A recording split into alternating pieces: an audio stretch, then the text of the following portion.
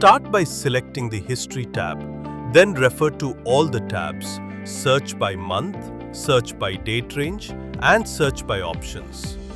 Add the reference number in the box. Then select Manage Booking and click on Reschedule Now. Under the segment detail, read and select as per the details mentioned. Then select the reschedule month, date, and year.